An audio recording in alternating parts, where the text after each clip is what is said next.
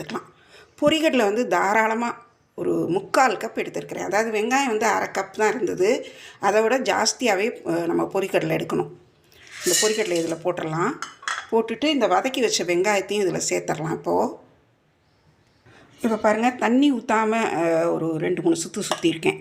எப்போவுமே சட்னிக்குமே வந்து பொரிகடலை போட்டு அரைக்கிறப்போ ஃபஸ்ட்டு தண்ணி ஊற்றாதீங்க. தண்ணி ஊற்றுனீங்கன்னா பொரிகடலை மிதந்துக்கிட்டு அரைப்படாது.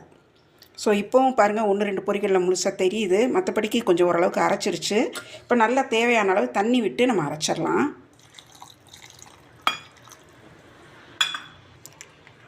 இப்போ பாருங்கள், நல்லா தண்ணி விட்டு அரைச்சிருக்கேன்.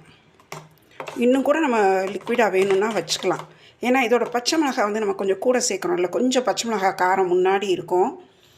கொஞ்சம் தண்ணியாக இருக்கிறப்போ அந்த காரம் வந்து கொஞ்சம் மட்டுப்படும். இப்போ இதை ஒரு பாத்திரத்தில் மாற்றிட்டு இன்னும் கொஞ்சம் கூட நம்ம வேணால் தண்ணி ஆட் பண்ணிக்கலாம். ஆட் பண்ணிவிட்டு